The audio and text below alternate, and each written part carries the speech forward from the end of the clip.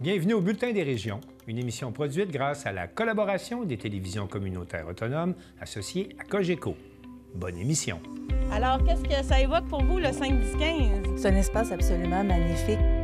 C'était des belles professions dans ce temps-là? J'ai fait 40 ans, madame. Non. Je vois l'homme comme un arbre parce que l'homme prend racine comme l'arbre. Avez-vous l'impression qu'il y a une relève pour ça? Est-ce qu'il y a des gens qui vont pour pas que ça se perde? C'est cette année que ça vaut vraiment la peine de venir au marché public. Ça représente une belle tradition, en fait, qui est un peu un porte-bonheur pour les pêcheurs.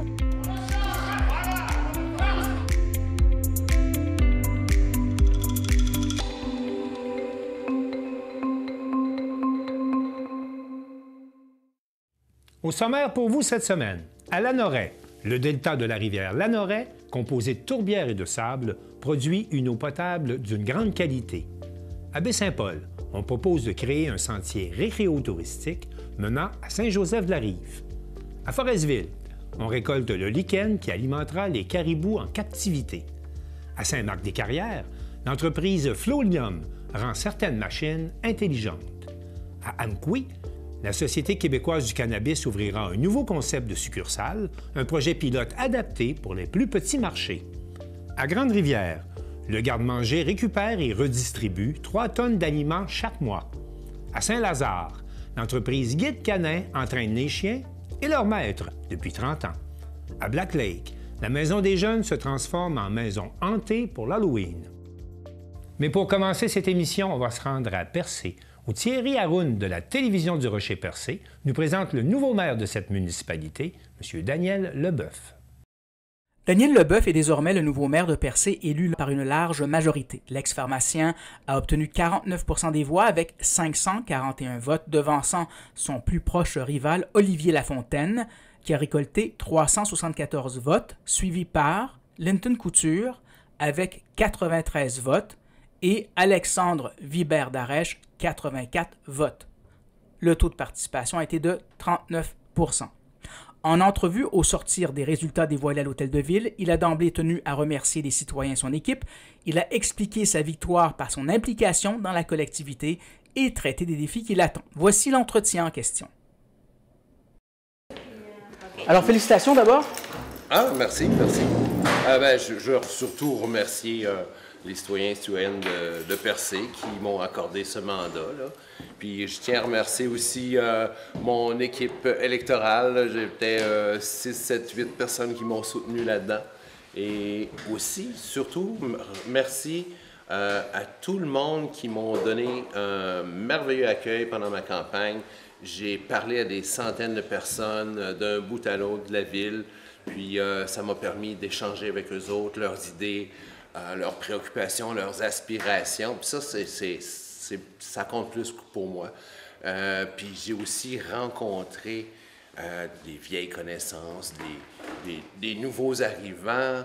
Et j'ai rencontré 3 hommes qui se sont donné la peine de mettre de l'avant leurs idées dans ce processus démocratique-là. C'est de même qu'on avance en démocratie.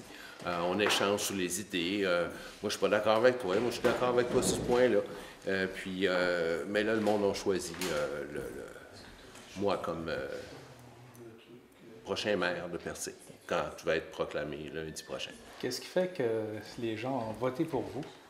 Vous ont choisi comme maire?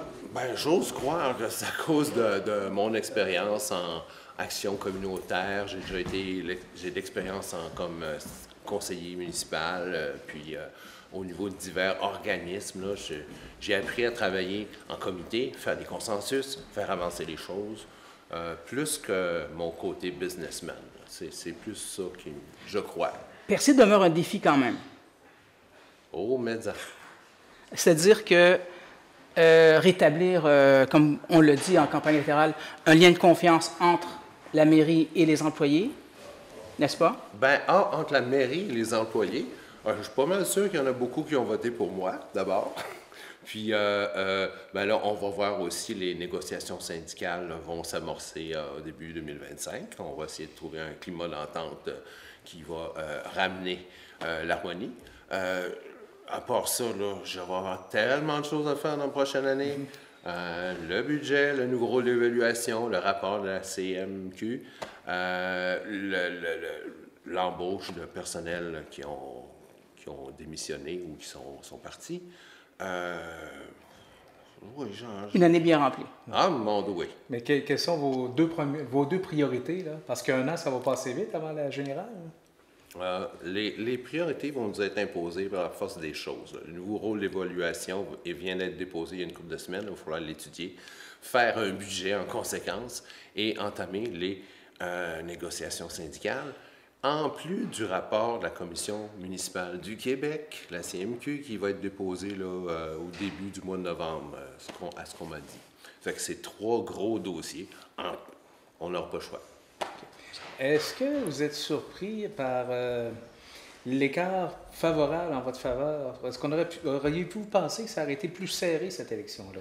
Je le croyais, là, mais je suis content de voir que après 25 ans ici, j'ai des contacts, j'ai fait des liens avec le monde de Val d'Espoir jusqu'à Barachois. J'en connais du monde au niveau professionnel, au niveau communautaire. Fait que je pense que c'est ça que ça reflète.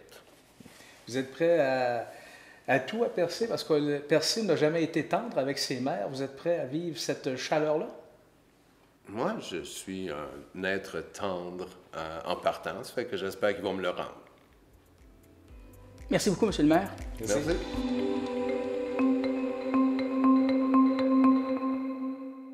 Daniel Yvon de CTRB nous explique que c'est l'action combinée de la tourbière et d'importants bancs de sable qui font que le delta de la rivière Lanoret produit de l'eau potable d'une grande qualité.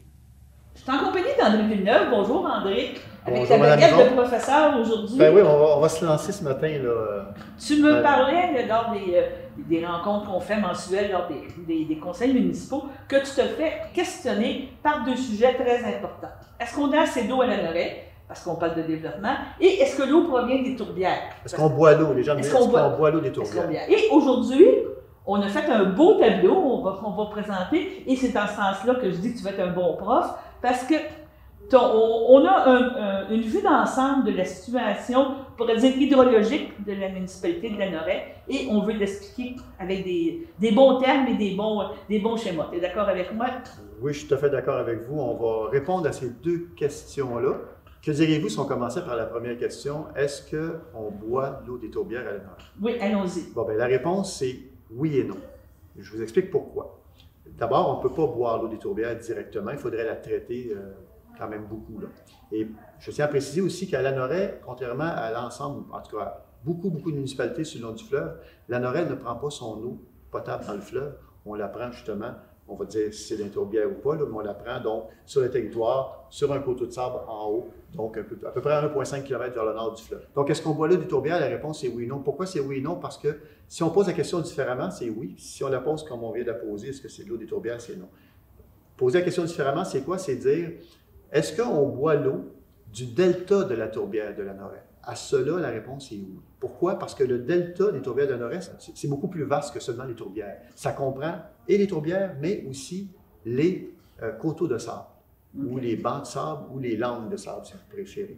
Donc, on retrouve les puits de la municipalité de Lanoret sur un des nombreux coteaux de sable que comporte le delta de la tourbière de Lanoret. Et évidemment, vous le disiez tantôt, ce coteau de sable-là, il est situé donc dans la municipalité de Lanoret, à peu près à 1,5 km du fleuve Saint-Laurent, à l'est de la municipalité. Et la particularité de ce coteau de sable-là, il est d'abord très grand. Il est aussi sous couvert forestier. On le voit ici, il est sous couvert forestier. Ça, c'est indéniablement un atout incroyable d'être sous couvert forestier. Et là, ce qu'il faut savoir, c'est que vous avez les terres agricoles ici, et puis plus en bas, vous avez le fleuve. Okay? Et donc, ce coteau de sable-là, pas partout, mais en moyenne, il y a à peu près 10 mètres de sable. C'est des dessins que tu as faits ici. Là. Exact. Il y a 10 mètres de sable d'épaisseur, et les puits, là, vous les voyez, ils sont juste avant d'arriver en bordure des terres agricoles, parce qu'ici, il y a un dénivelé. Là. Quand on descend ici, là, on descend de 10 mètres pour arriver aux terres. Sur le 10 mètres de sable, quand on part du fond argileux, sur 6 mètres d'épais, on l'a ici. Sur 6 mètres d'épais, là, on a... le sable, il est saturé d'eau. Il est complètement saturé d'eau. Donc, toute cette partie-là, tout ce coteau-là, ici, là, puis les puits, il faut savoir que chaque puits correspond à une aire de réalimentation. L'aire de réalimentation des puits, c'est toute la ligne bleue, tout le pourtour ici. Réalimentation, tu veux dire que c'est des eaux de pluie exact. Qui tombent et exact. qui vont se déposer dans cette fameuse aire. Exactement, dans les 6 mètres d'épaisseur de sable. Puis à un moment donné, tu n'as pas le choix, il y a de l'argile, donc il reste là. Exact, mais ce n'est pas une masse d'eau qui est stagnante. Okay. Parce que cette eau-là, elle finit toujours, au final, par se rendre au fleuve. OK. Il y a une pente descendante, comme on l'indique ici. Exact. Donc, on va revenir à ce dessin-là, justement. Et ce qu'il faut savoir aussi, c'est important parce que là, vous allez voir que pourquoi les tourbières entrent en ligne de compte, c'est qu'ici, c'est ce qu'on appelle la ligne de partage des eaux. C'est-à-dire que, puis là, on arrive au dessin, la ligne de partage des eaux, c'est quoi? C'est-à-dire qu'une goutte d'eau ici, là, elle va avoir le choix. Soit elle va descendre vers le fleuve, soit elle va aller vers les tourbières. Ça va? C'est un peu comme un toit. Hein, c'est la ligne de partage des eaux, c'est un peu comme un toit. Alors ici, vous avez les puits en bordure, juste avant de descendre sur la terre agricole puis se diriger vers le fleuve. Hein, vous avez les puits. En fait, les puits, c'est des pointes. Hein, on appelle ça un puits, mais c'est une série de 10 ou 15 pointes selon les puits en question, selon un des 4 puits. Et cette pointe-là, elle est donc directement entrée dans la nappe de sable jusqu'à temps qu'il y ait de l'eau. Donc, le 6 mètres est ici, là. On parle de 0 jusqu'à 6 mètres. Ça, c'est saturé d'eau. Autant sur le côté qui s'en va vers le fleuve que sur le côté qui s'en va vers les tourbières. Alors, c'est vraiment là qu'on va puiser les puits. Donc, est-ce qu'on boit l'eau des tourbières? La réponse, c'est non. La réponse, c'est non. On boit l'eau du delta de la tourbière de Lanoret. Et là, juste pour vous dire à quel point c'est assez précis, vous parlez tantôt de science, là, de l'hydrogéologie. C'est que la partie ici, là, toute cette partie-là, ici, là, à la ligne orange, c'est ce qu'on appelle l'aire de protection bactériologique. Oui. C'est-à-dire que, tantôt, je vous disais que cette masse d'eau-là, elle bouge. Elle n'est pas stagnante, mais presque, mais elle bouge très, très lentement. Et à partir d'ici, là, une bactérie qui franchit cette ligne-là, là, elle est vivante, admettons, elle franchit cette ligne-là ici, elle descend. Ça lui prend 200 jours. À cause de la vitesse de l'eau, c'est très lent. Ça lui prend 200 jours pour arriver à la tête de puits. Puis la bactérie, après 200 jours, elle est morte. Donc, elle ne vient pas contaminer. Ça, c'est l'aire bactériologique. Et ça, ici, ça, c'est tout protégé par réglementation. Là. Il y a une protection très, très stricte par rapport à ça. Ici, vous avez l'aire virologique. Donc, jusqu'ici, à la ligne violette, on va dire, là, toute cette partie-là, c'est l'aire virologique. Donc, il ne faut pas qu'il y ait de virus dans cette aire-là. Par contre, s'il est là, le virus, puis il traverse, il finit par se rendre ici, ça va lui prendre, lui, 550 jours pour se rendre jusqu'à la tête des puits. Et quand il va arriver, il va être mort. Donc, c'est vraiment une aire de protection bactériologique, virale, et ça, c'est le total ici, c'est l'ensemble de l'aire de réalimentation, donc la neige qui tombe, qui fond au printemps, la pluie qui tombe. Et ça, ces études sont vérifiées, là? Ah, ça, c'est tout... c'est tout le temps contrôlé, là? Absolument. En fait, on a accès en télémétrie directe sur un ordinateur. On a accès exactement à la seconde près, combien les puits pompent d'eau, puis on sait aussi, de façon empirique, sur 10, 15, 20 ans, on sait combien il tombe de pluie, de neige, puis on sait donc la quantité qui est réalimentée par la nature dans ce secteur-là. Autant dans ce secteur-là, celui-là et celui-là. Donc, Parfait. Tout ça est une science. Il y a ce qu'on appelle des piézomètres qui sont installés à des endroits stratégiques pour toujours mesurer la hauteur de la nappe d'eau. Mais on a probablement une des eaux les meilleures au Québec. Pour vrai, là. En tout cas, on n'aurait pas discuté en compétition. Je sais que Amos revendique aussi, là, mais je pense qu'on aurait une belle compétition entre Amos en Abitibi et Lanoret en termes de qualité d'eau. Là. On a une eau exceptionnelle. Puis qui coûte relativement pas cher à produire, pas de traitement, donc pas de produits chimiques, tu ne peux pas dire je suis allergique à ces choses-là. Et d'ailleurs, puis je tiens à le préciser, c'est drôlement important, on est la première municipalité au Québec à avoir obtenu de la Commission de la protection du territoire agricole l'autorisation d'installer des puits, parce qu'on est en zone agricole ici. Oui. On est la première municipalité au Québec. La Commission, à l'époque, quand ils nous ont donné le OK, ils nous ont mis comme exemple à travers tout le Québec. La Commission disait aux autres municipalités, vous voulez installer des puits en zone agricole, faites comme Lanoret. On était un exemple. Et encore aujourd'hui, on est toujours un exemple de la façon dont on s'y est pris pour installer les premiers puits. On va faire comme dans les grandes émissions. À la première question, est-ce qu'on prend des eaux des tourbières? Dans le fond, l'eau ne provient pas des tourbières. Non, c'est dû à l'histoire géologique, donc du delta de la tourbière de Lanoret. Maintenant, la deuxième question. Est-ce qu'on est capable de soutenir, est-ce qu'on est capable de soutenir les projets de construction résidentielle actuels? La réponse est oui. Non seulement on est capable de soutenir ces projets-là. D'ailleurs, on était obligé d'avoir le PUI 6.3 pour pouvoir permettre que ces projets-là se réalisent, mais on pourrait aussi alimenter toute la Grande Côte-Ouest jusqu'à la Valtrie. On pourrait alimenter le parc industriel, on pourrait alimenter le rang Saint-François, le rang du Cavreau, le rang Saint-Jean-Baptiste et ce qu'on appelle, nous, le secteur La Roche-Nord. Donc, on pourrait, à la limite, alimenter tout le monde. La capacité, elle est là, elle existe, puis elle est réelle. En même temps, ce que les gens aiment de la Lorraine, c'est son côté, c'est tout son côté patrimoine environnemental. Ouais. Vous savez, je le dis, je le répète, les tourbières, on en parlait tantôt, pour en reparler éventuellement, les tourbières, ça représente 35% du territoire de la municipalité. La municipalité de Lorraine, c'est 103 km². Les tourbières, c'est 35 km². Ça, c'est une zone protégée? Non. C'est pas protégé gouvernemental? Dans les tourbières, il y a la réserve écologique sur le chemin Joliette, quand vous allez vers Saint-Thomas, qui est protégée, c'est 4 km² à peu près. Le reste n'est pas protégé. Okay. Sauf que ça, ici, par contre, c'est pas la tourbière, mais ça, c'est important. Ça, c'est protégé. On le protège, puis il faut le préserver. Moi, je conclurai, Mme Yvon, si vous me le permettez, en disant ceci. Tant et aussi longtemps qu'on va s'assurer que ces zones-là sont protégées, autant bactériologiques, virologiques, que l'air total de réalimentation des puits, tant et aussi longtemps que ces endroits-là seront protégés, les Leroy et la Noroise auront une eau de qualité exceptionnelle. Et deuxième point, tant et aussi longtemps qu'on va respecter la capacité de la nappe, donc à se recharger, versus ce qu'on prend pour alimenter les Noroises et les Norois, tant qu'on va respecter ça, qu'il va y avoir un équilibre, une adéquation, bien, on va être certain que les gens auront toujours de l'eau en quantité suffisante et en qualité. Et donc, c'est important de protéger notre eau, comme on vient de dire, parce que cette qualité-là est exceptionnelle. Exceptionnelle. Je pense que c'est exceptionnel. Ouais. Puis on vient d'en découvrir plein de choses. Vous avez été un très bon professeur. Je ne pense pas qu'on ait rien oublié, là, mais bon, c'est ça. C'est assez fantastique quand même comme façon, comment tout ça est... La nature. Oui, c'est fantastique. Bien, merci beaucoup, monsieur le professeur. Bien, ça m'a fait plaisir.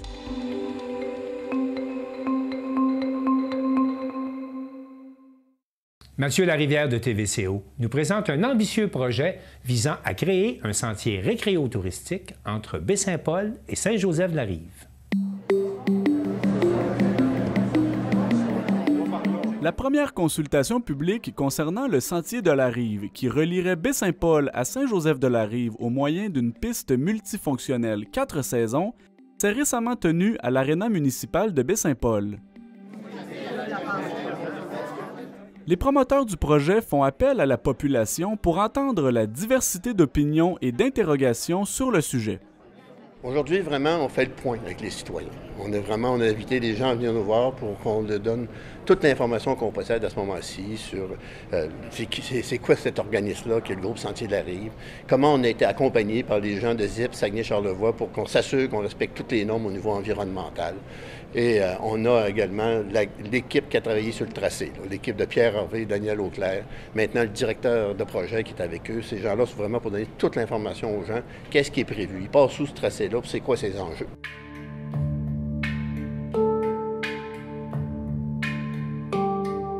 Claude Bellé explique que ce projet récréo-touristique est sur les rails depuis quelques années déjà.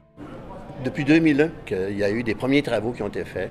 À l'époque, la municipalité des Éboulements qui a fait faire une étude par BPR, le film d'ingénieur, mais après l'étude, c'est tombé là. Il n'y a pas personne qui a repris le projet. En 2009-2010, il y a un nouveau groupe de citoyens qui, eux, ont fait un bout beaucoup plus important. Là, associé avec la MRC, ils ont fait un premier tracé avec Pierre Harvey. Il y a une deuxième étude qui a été faite pour venir valider les coûts et tout ça. Mais le projet est tombé en dormance après ça. Là, et c'est en 2021 qu'on a repris cette idée-là où on réfléchissait. Moi, je suis investi aussi au niveau de la papeterie Saint-Gilles. J'ai des collaborations étroites avec le musée maritime. On vient d'un groupe de racheter la petite église à Saint-Joseph-de-la-Rive. On disait il faut réussir à amener des gens un peu plus au village, de garder le monde un peu plus longtemps avec nous. Une journée ou deux plus. À Saint-Joseph-de-la-Rive? À Saint-Joseph-de-la-Rive. Mais pour Baie-Saint-Paul, c'est la même dynamique. Ils ont peut-être moins besoin de touristes qu'on en a besoin à Saint-Joseph-de-la-Rive, mais c'est quand même un projet très structurant pour la région.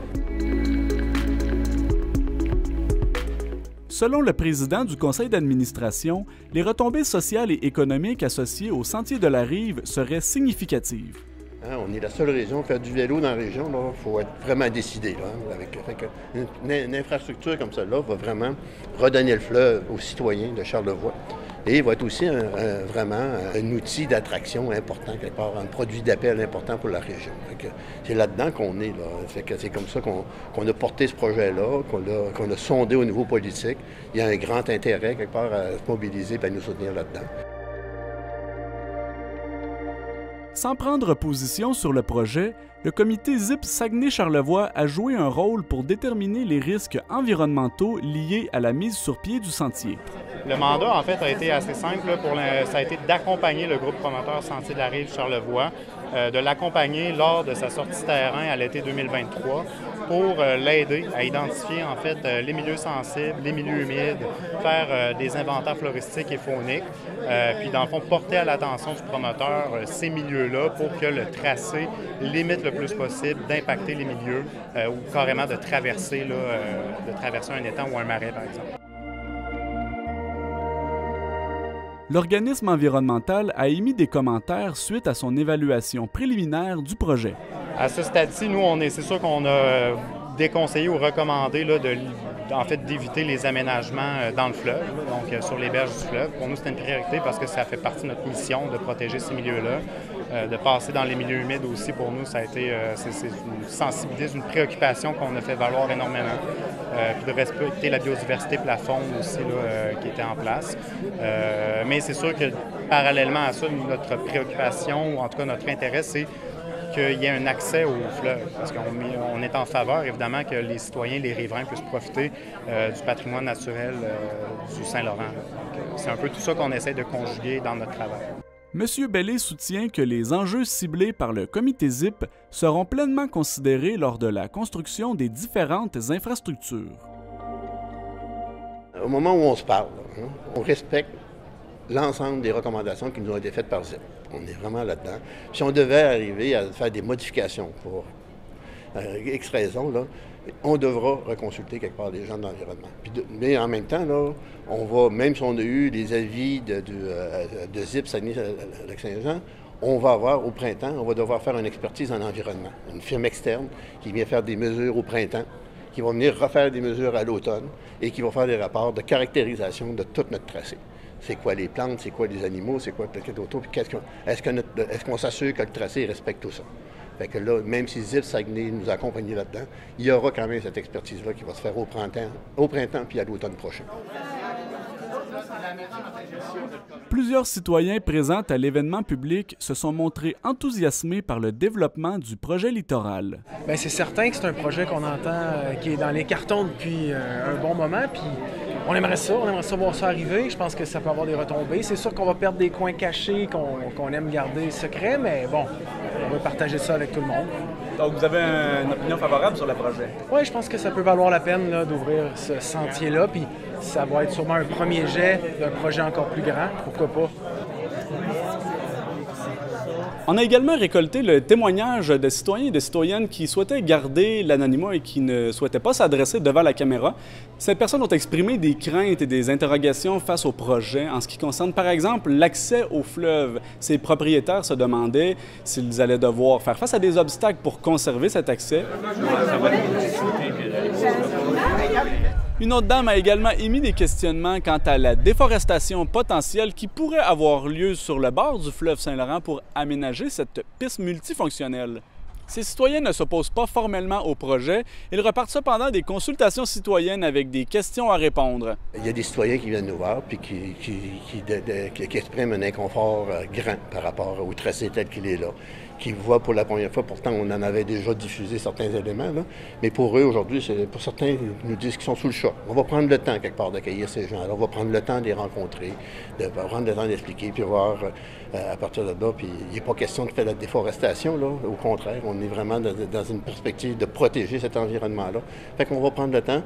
Mais je te dirais que la grande majorité des gens qu'on a vus aujourd'hui sont d'accord, ont hâte, sont très contents, ils ont très hâte de pouvoir embarquer rouler sur cette piste-là. Mais il y en a certains, quelque part, qui trouvent que ça passe proche de chez eux. C'est quoi les mesures d'atténuation qu'on peut mettre en place et tout ça? C'est ce qu'il va falloir faire. C'est pour ça qu'on fait cette consultation-là. On veut recevoir, quelque part, on veut que ces gens-là viennent nous parler et qu'on puisse se mobiliser à partir de là.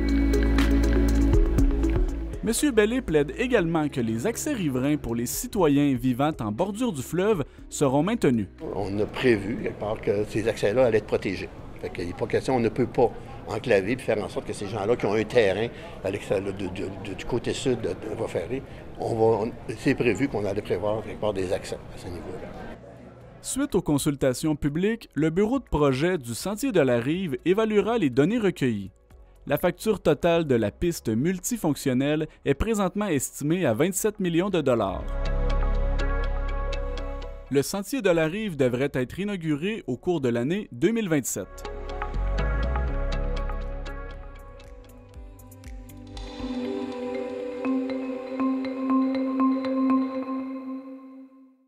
Joanie Michaud-Godreau, de la Télévision du Littoral, nous informe que les caribous actuellement en captivité en Gaspésie seront nourris cet hiver avec du lichen qui aura été récolté sur la Côte-Nord. L'abondance du lichen sur la Côte-Nord est utilisée pour alimenter les caribous retenus en captivité en Gaspésie. C'est la première fois que cette ressource est récoltée dans la région à cette fin. Le ministère de l'Environnement, de la lutte contre les changements climatiques, de la faune et des parcs a octroyé un contrat à l'entreprise Boreal Silva de Saint-Augustin-des-Maures en mai, après la publication d'un appel d'offres à l'hiver 2024. Le mandat de la compagnie consiste notamment en des travaux de caractérisation de sites, de récolte, d'emballage et de livraison de lichen qui se dérouleront jusqu'à la fin de l'automne. Le coût du contrat s'élève à 169 500 $.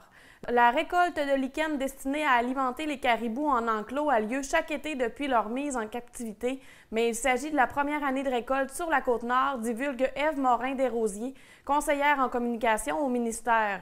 Auparavant, la cueillette se déroulait en Gaspésie, dans le nord du Québec et au Saguenay-Lac-Saint-Jean. Cette année, le lichen est uniquement récolté dans le secteur de Forestville. Ce projet de récolte est nécessaire puisque les enclos, bien que boisés, ne contiennent pas de lichen terricole. Cependant, ces végétaux représentent plus de 30 % de la diète annuelle des caribous en nature et jusqu'à 50 % de leur diète en hiver, selon Mme Morin-Desrosiers. Dans l'optique d'une remise en liberté des caribous, il est donc important de maintenir une diète la plus similaire possible à celle en nature. Les lichens n'étant pas des végétaux commercialisés, la seule avenue est alors leur récolte en nature. Vu que les sites lichéniques en Gaspésie n'ont pas un potentiel suffisant pour soutenir une cueillette durant plusieurs années, les récoltes ont donc lieu sur la Côte-Nord ou dans le nord du Québec, des régions où le lichen est abondant et où des sites à bon potentiel lichénique ont été identifiés. La récolte est planifiée pour également laisser un temps suffisant à la régénération dans une perspective d'aménagement durable, assure la conseillère en communication. Les sites à lichen présents dans l'habitat du caribou de la Côte-Nord sont d'office retirés de la planification de récolte afin de ne pas impacter les caribous de la région. Les lichens ne sont pas consommés par des animaux autres que les caribous, sauf peut-être les bœufs musqués, mais ils remplissent divers services écosystémiques, rappelle la porte-parole. C'est pourquoi la récolte suit un protocole strict avec des pourcentages de récolte autorisés dans chaque site qui ne peuvent excéder 30 à 40 % du site. D'ailleurs, les endroits de récolte ne sont pas choisis au hasard, ils sont pré-identifiés par une analyse cartographique et validés sur le terrain par l'entreprise ayant obtenu le contrat. Ensuite, une caractérisation est réalisée, mesures et photographies, afin de déterminer le potentiel en lichen du site. Finalement, le ou les sites qui seront récoltés dans l'année sont sélectionnés selon la quantité de lichen requise. Le lichen est cueilli manuellement selon un protocole donné.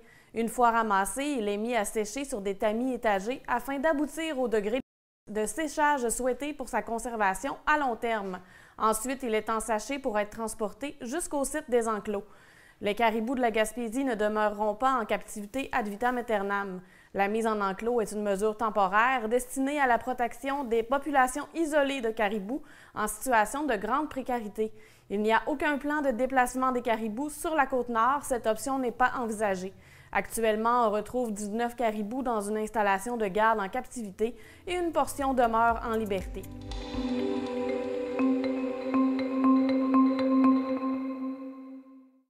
Danique Julien de CGSR nous présente deux entrepreneurs de la région de Portneuf qui ont créé une entreprise qui s'appelle Flolium et qui vise à rendre certaines machines intelligentes.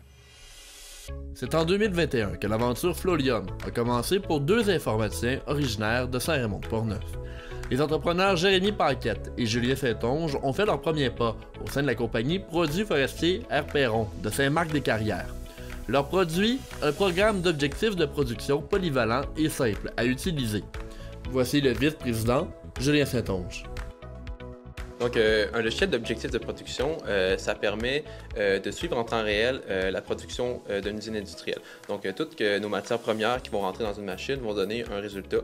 Puis, dans le fond, le but, c'est de pouvoir les suivre en temps réel pour avoir un suivi de la production, puis être certain de s'assurer que s'il y a un temps d'arrêt ou un temps mort sur la machine, on puisse le catégoriser puis trouver pourquoi il y a eu un temps d'arrêt pour être capable par la suite d'optimiser notre temps en production puis de cerner les problèmes qu'il peut y avoir dans la production. Présentement, Fluolium est avec des compagnies qui travaillent le bois. Est-ce que vous êtes capable de vous adapter puis aller dans d'autres machines ou c'est vraiment spécifique aux machines qui travaillent le bois? Non, on est capable de s'adapter dans d'autres industries. C'est sûr que pour le moment, on est vraiment juste dans le domaine du bois, mais c'est sûr qu'on serait capable de s'adapter dans d'autres types de machines. On a fait quelque chose qui est très, très polyvalent, qui est capable de faire en sorte de se connecter à plusieurs machines. On peut prendre des machines qui sont pas du tout intelligentes, qui sont super vieilles, puis on est capable de prendre les impulsions électriques puis être capable de quand même connecter la machine. Fait que c'est la force de Fluolium d'être capable de prendre une machine qui n'est pas nécessairement intelligente puis la rendre intelligente. Un logiciel comme celui proposé par les deux Raymondois peut aider les entreprises manufacturières à augmenter leur production de 10 à 15 %.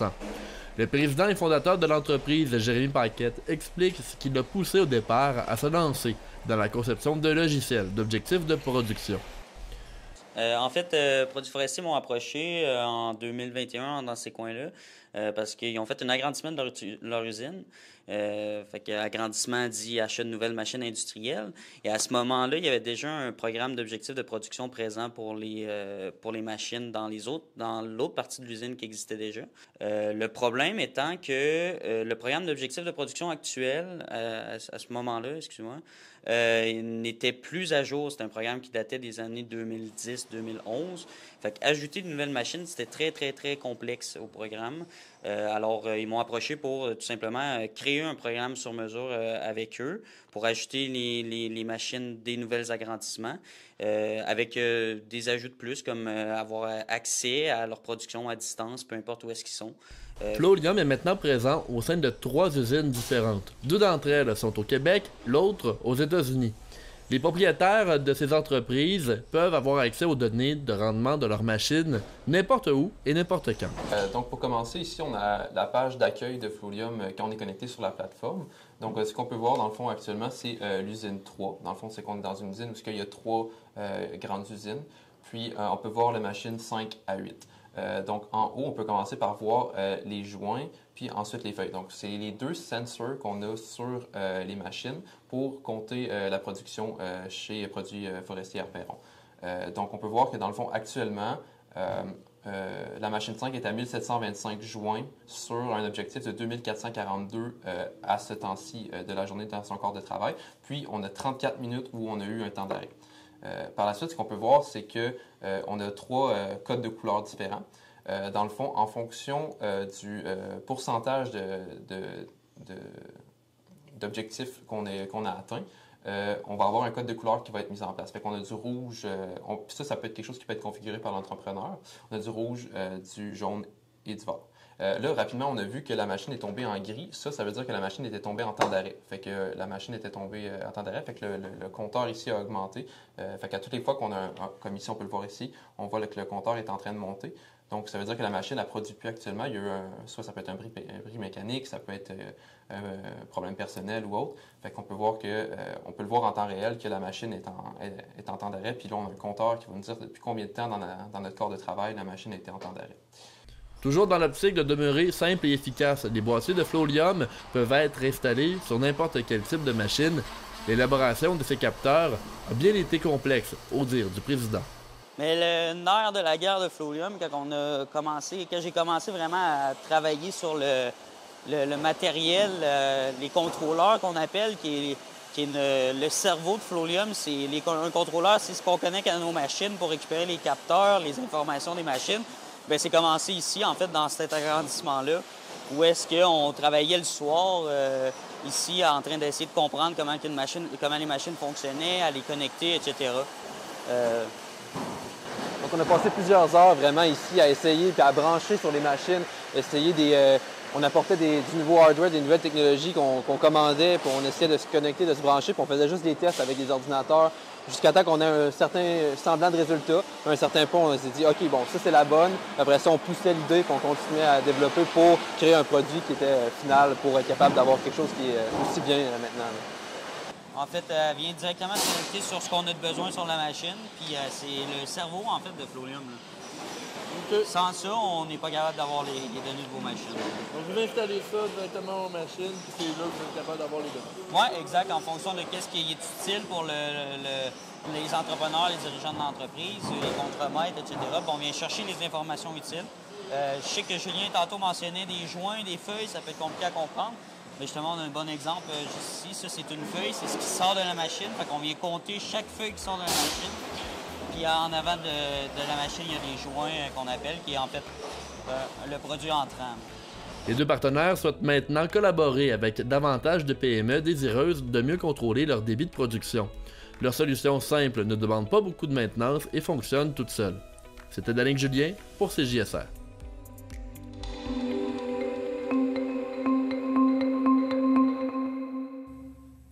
Marc Baudouin de la télévision communautaire de la Matapédia s'entretient avec Chouane Pham, qui est porte-parole de la Société québécoise du cannabis, au sujet d'un nouveau concept de succursale de la SQDC qui sera implanté à Amqui. La ville d'Amqui a été sélectionnée pour l'implantation d'une nouvelle succursale de la SQDC, la Société québécoise du cannabis. Pour en apprendre davantage sur ce projet, j'en discute avec Chouane Pham, qui est porte-parole de la SQDC. Bonjour, Chouane. Oui, bonjour. Merci pour l'invitation. Bien, merci d'avoir accepté. On le sait qu'une société d'État comme la SQDC, quand il implante des succursales, il y a une stratégie souvent derrière ça. Et en quoi, justement, le choix de la ville d'Amqui répondait à votre stratégie d'implantation? Bien, depuis notre ouverture en 2018, la SQDC ouvre continuellement des succursales. C'est sûr qu'au début de la légalisation, on était très axé sur l'ouverture de succursales en grand nombre pour être certain d'être présent partout sur le territoire québécois. Et là, je vous dirais que durant l'exercice financier qui est en cours, c'est la première année où la SQDC prend le temps de développer des nouveaux concepts, de sortir de son modèle traditionnel de succursale.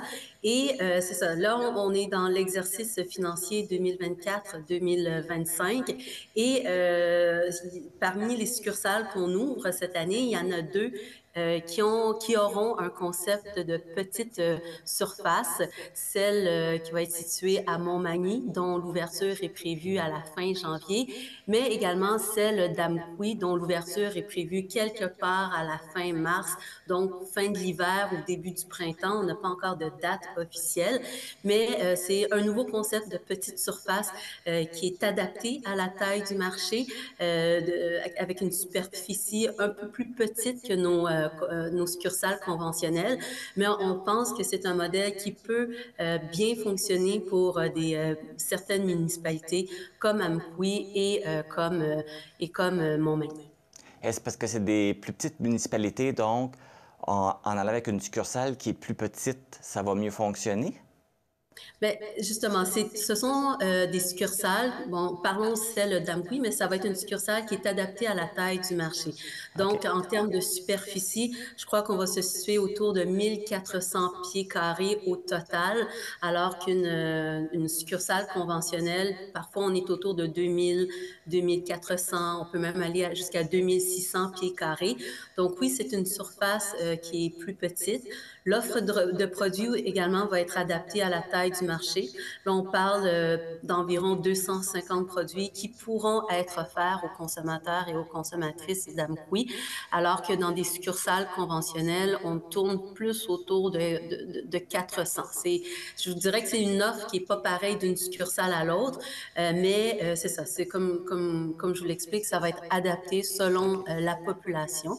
Donc, c'est un concept qu'on essaye qui nous permet de nous implanter peut-être à d'autres endroits qu'on a identifiés comme des trous de marché, parce que à la base, la mission de la SQDC, c'est de contrer le marché illégal et d'offrir des produits à moindre risque aux consommateurs. Fait qu'on est un peu comme un projet pilote, là. Vous essayez ce nouveau concept-là et j'imagine après ça, si ça fonctionne bien, vous allez pouvoir l'instaurer un peu partout ailleurs après ça?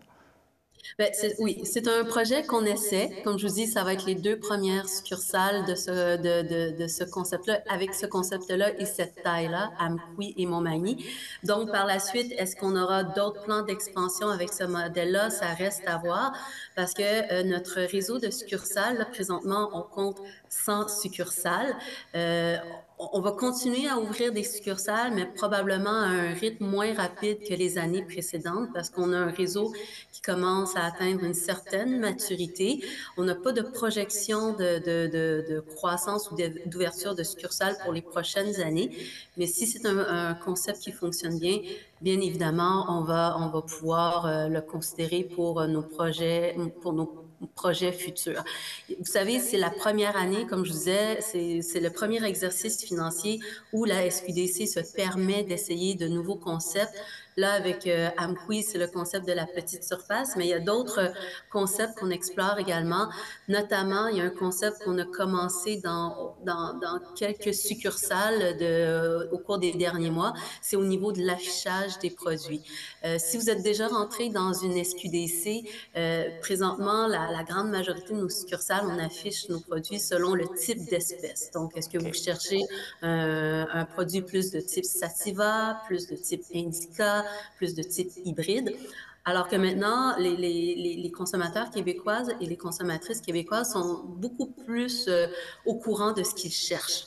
Donc maintenant, dans certaines succursales, on a commencé à afficher les produits par catégorie de produits. Est-ce que vous cherchez un pré-roulé, un comestible, une boisson ou encore un grand format, un produit moulu? Donc, comme ça, quand les gens entrent dans la succursale, c'est beaucoup plus clair pour eux. C'est tel produit que je veux, c'est telle chose que je recherche. Donc, ça facilite l'expérience du client en magasin et c'est beaucoup plus facile pour la clientèle de s'y retrouver quand elle entre dans notre succursale. Justement, si on se ramasse avec une succursale un peu plus petite en superficie, est-ce qu'on va retrouver tous les mêmes produits quand même et les mêmes services? Bien, il y a tous les mêmes services. C'est sûr qu'il n'y aura pas en magasin, je parle bien en magasin, il n'y aura pas tous les produits disponibles. Puis, c'est une réalité qui est vraie dans toutes les succursales de la SQDC. Même à Montréal même, la succursale au point A versus la succursale au point B n'aura pas la même offre de produits. C'est pratiquement impossible pour n'importe quelle succursale d'avoir l'inventaire du catalogue de la SQDC. Même que, au total, en moyenne, en succursale, on en offre environ 400, mais si vous allez sur notre site Web, il y a une offre de produits qui est beaucoup plus grande. On tourne autour de 800 produits si les gens préfèrent magasiner en ligne. Donc, en succursale, c'est sûr qu'il n'y aura pas tous les produits, mais pour la population d'Amqui, même s'il n'y a pas encore de succursale à Amqui, c'est toujours possible de commander sur le site de la SQDC. Il y a différents types de livraisons. Probablement que, là, je n'ai pas les fins détails à portée de main, mais probablement que pour le Bas-Saint-Laurent, c'est une livraison potentiellement avec Poste Canada avec 1 à 5 jours ouvrables. Là, je vous dis des chiffres ronds, là, sous réserve, mais je vous dis que les produits demeurent, l'ensemble du catalogue demeure accessible à tous les Québécois. Parfait, merci. Pour toute information concernant le cannabis, les produits, les succursales, vous pouvez consulter le site Internet de la SQDC à l'adresse sqdc.ca/fr-ca et la page Facebook Société québécoise du cannabis.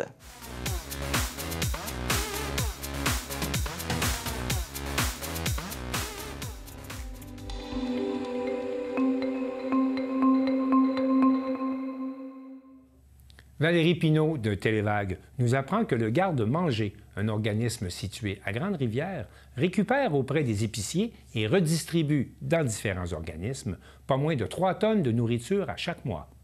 Bonjour Laurent. Bonjour Valérie. Comment ça a débuté l'histoire du Garde-Manger? Ça a débuté en 2021. C'est un projet pilote qui avait été monté par différents partenaires, dont le réseau en développement social Rocher-Percé. l'idée, c'était d'aider, suivant une petite étude qui avait été faite, on voyait qu'il y avait un grand besoin de la population d'avoir de l'aide alimentaire. Hein. On le sait, on est la deuxième MRC la plus défavorisée dans tout le Québec. Donc, vraiment, il y a un besoin alimentaire qui est très grand ici. Donc, ça a débuté en 2021. Suite à ça, ben, il y a eu deux années de projet pilote. Puis là, ensuite, tous les partenaires se sont dit hey, ça, c'est un projet qui est pertinent. T'sais, il faut le maintenir dans la communauté. On s'est posé la question, c'est qui va le prendre en charge, ce projet-là, pour la suite des choses? Puis là est venue l'idée de créer un organisme. Donc, de fonder un organisme qui s'appelle le Garde-Manger.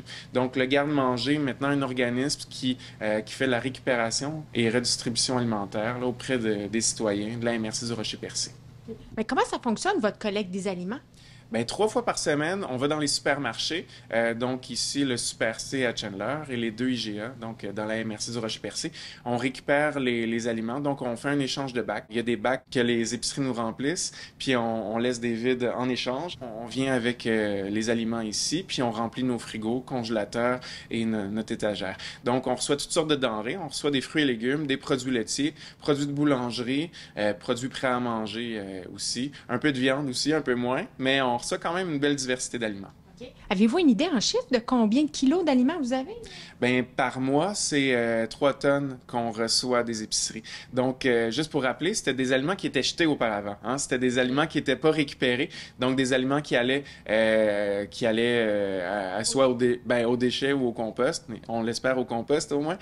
Donc, maintenant, ben, c'est ça, ça permet de détourner ces aliments-là d'une fin de vie pas très heureuse pour les redistribuer dans la communauté. Donc, tous des aliments qui sont encore bons. Si on les passe ici, c'est qu'ils sont encore consommables. Donc ça vient lutter contre le gaspillage alimentaire d'un côté, mais surtout aider contre la précarité alimentaire. Donc, aider les gens qui ont plus de difficultés à s'alimenter.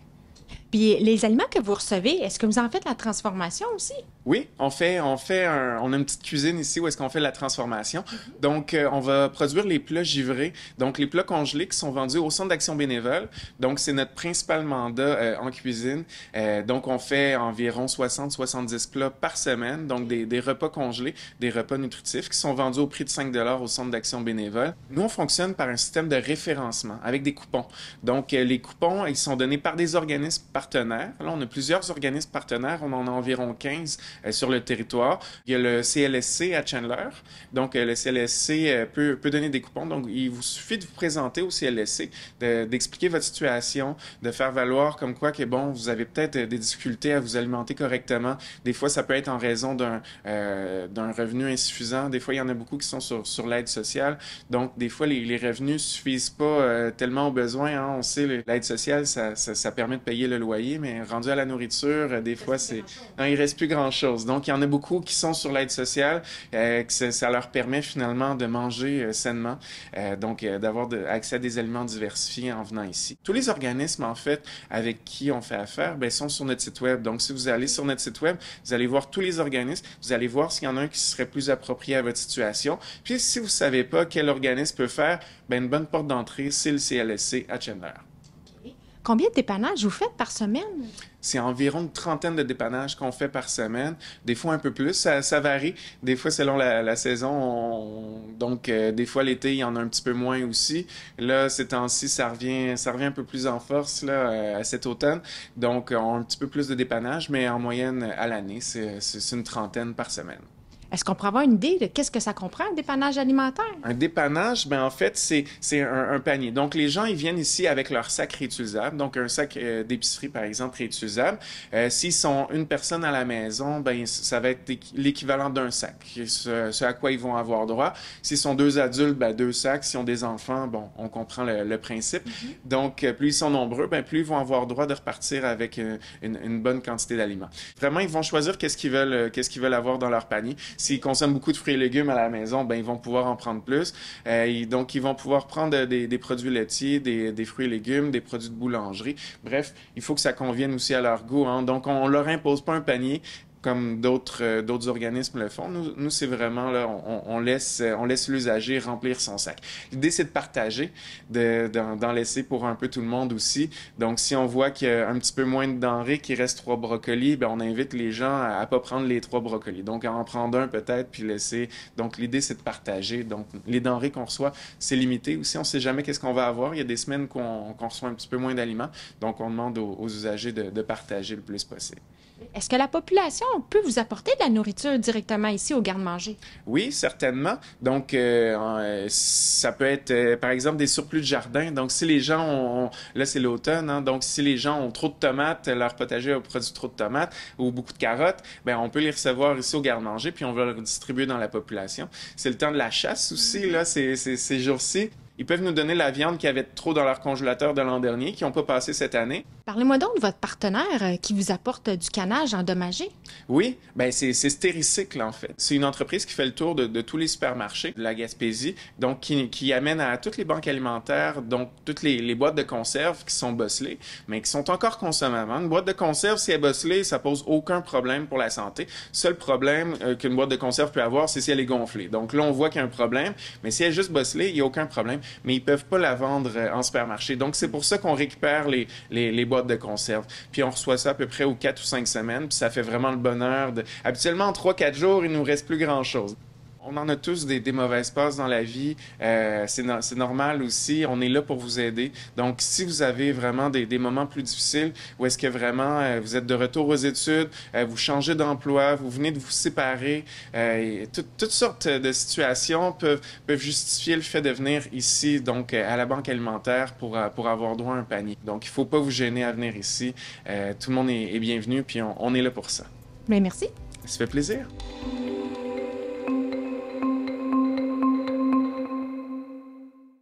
Louis-Éric Mas de C'est-Sûr.tv s'est rendu à Saint-Lazare visiter l'entreprise Guide Canin qui dresse depuis maintenant plus de 30 ans les chiens, mais aussi leurs maîtres. L'entreprise Guide Canin de Saint-Lazare célèbre ses 30 ans d'existence en 2024. La compagnie d'éducation canine offre des cours de base, mais aussi de détection d'odeurs, de parcours, de plongeon ou de frisbee. D'abord, c'est quoi Guide Canin? Guide Canin, c'est une école d'entraînement qui offre différents services au niveau des chiens et de leurs humains. Fait que dans le fond, on se spécialise dans les activités pour faire en sorte que les chiens et les humains aient des choses à faire. Donc, ça peut commencer de l'éducation de base jusqu'à plein de sports. Dans le fond, on commence avec l'éducation de base. Les gens s'inscrivent parce qu'ils ont des problèmes ou ils ont des choses à régler ou ils veulent exposer leur bébé chien. Puis ensuite, ben ils se découvrent, dans le fond, un paquet d'activités à faire avec leur chien. Puis ça devient un hobby, puis ça devient éventuellement une passion, ce qu'on voudrait.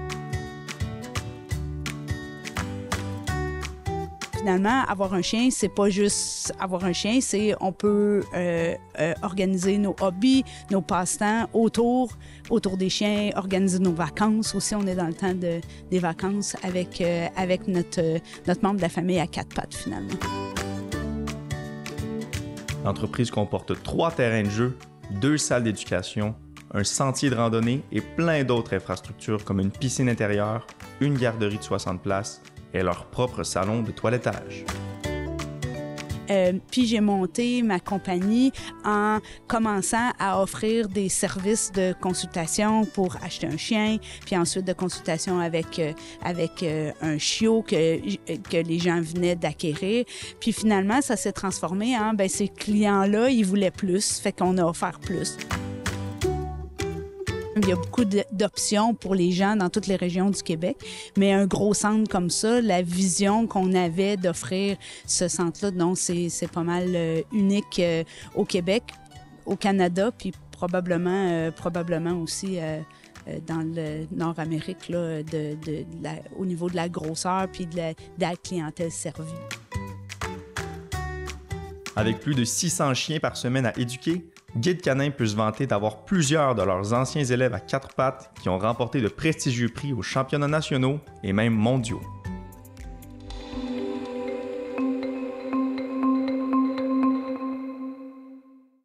Gabriel Blanchard de TV-CRA était à Black Lake, où la maison des jeunes pour l'Halloween a été transformée en maison hantée. Bonsoir à tous, on se retrouve aujourd'hui en ce vendredi 1er novembre à l'occasion d'une maison hantée organisée par la Maison des Jeunes de Thetford.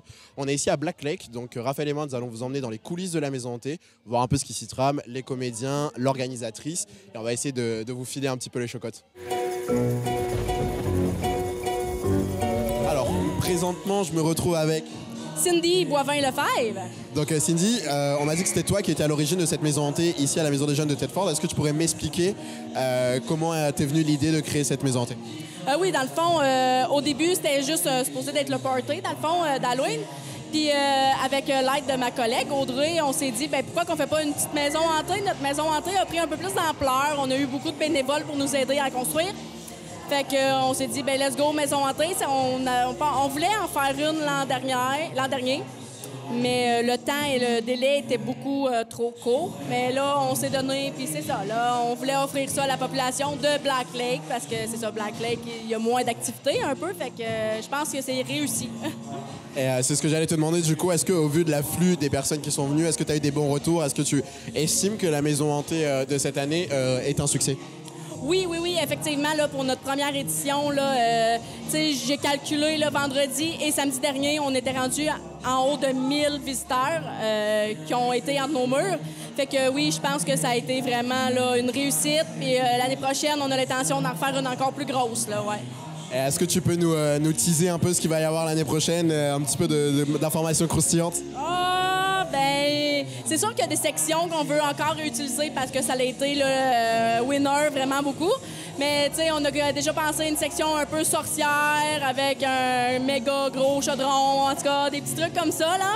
Fait que, mais tu sais, ça va être encore dans le même principe, là, très effrayant. On veut s'en aller dans le effrayant. On veut, oui, tu sais, que ça soit adapté pour les jeunes enfants, avec des mots d'alerte, mais on veut aller chercher, là, c'est ça, donner des frissons, puis tu sais, que le monde reste sur ses aguets, là, pendant quel parcours, ouais.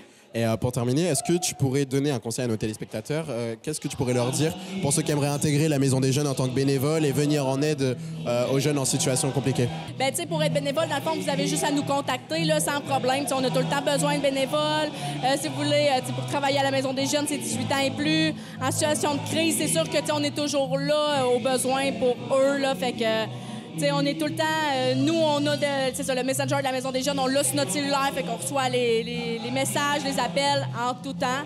Fait que, c'est vraiment pour une bonne cause, puis on veut montrer aux jeunes d'être présents dans la communauté et d'offrir à son prochain. Fait que c'est ça aussi le but de la Maison hantée puis du party, c'est nos jeunes sont là, sont comédiens, ils se donnent à 100%, ça fait 3 jours. Puis, ils font ça pour leur prochain, pour donner, une activité. Fait que, ouais, c'est vraiment pour une bonne cause. Puis, gênez-vous pas si vous voulez venir en tant que bénévole dans peu importe l'activité. On en fait. Comme prochainement, on va avoir nos paniers de Noël aussi. On ramasse des dons. On veut faire des paniers de Noël pour les familles défavorisées, mais paniers de Noël gâterie. C'est vraiment, des chips, des chocolats, des pizzas, tout ce qu'on ne reçoit pas absolument dans des paniers de Noël normales. Fait que ça va s'en venir, là. Après la maison hantée, on rentre là-dedans, là. Fait que c'est ça. Fait que c'est à peu près ça. Écoute, merci beaucoup. Vous pouvez retrouver toutes les informations de la Maison des Jeunes directement sur Facebook ou via TVCRA. Merci beaucoup, Cindy. Alors, toujours en direct de la Maison des Jeunes de Black Lake, on se retrouve avec... Amadou Ouedraogo. Alors, Amadou, est-ce que tu peux m'expliquer un peu qu'est-ce que tu fais là ce soir? Quel est ton rôle et comment ça se fait que tu sois aussi bien maquillé ce soir? Actuellement, je suis intervenant à la Maison des Jeunes, donc on a fait une activité pour les jeunes pour qu'ils se sentent épeurés, parce que c'est Halloween, bien évidemment. Mais franchement, je le fais avec plaisir. Il faut avoir au moins quelque chose qui reflète la Maison des Jeunes, quelque chose pour les jeunes, surtout que c'est l'avenir de notre ville ici. Et donc toi, ça fait combien de temps que tu es intervenant avec la Maison des Jeunes? Comment tu as fait en fait pour devenir intervenant? Parce que nous, on est amis dans la vie, donc je sais que tu es au cégep également. Donc comment tu as fait du coup pour pouvoir être intervenant à la Maison des Jeunes? Actuellement, je suis au cégep en technique d'éducation spécialisée. Ça fait maintenant 2 ans, mais j'ai commencé à la Maison des Jeunes il y a 9 mois. Donc c'est au fil du temps, je suis entré plus dans le pot, on va dire ça comme ça. Dans le bain. Et est-ce que tu dirais du coup que ton expérience à la Maison des Jeunes t'aide énormément dans ta technique de technique d'éducation spécialisée? Bien évidemment. C'est toutes les notions qu'on apprend au cégep, c'est ce qu'on reflète dans la Maison des Jeunes. Donc c'est sûr que ça nous aide à mieux développer et avoir une certaine expérience plus tard. Et du coup là, ce soir, c'est quoi un petit peu tes plans là? Est-ce que tu as d'autres cadavres à découper ou est-ce que tu vas vaguer à d'autres occupations? Actuellement, j'ai juste ma femme qui m'attend sur ma table, mais elle est semi-morte, pas encore morte. Donc ça va bien aller. Super, merci beaucoup Amadou, bonne soirée.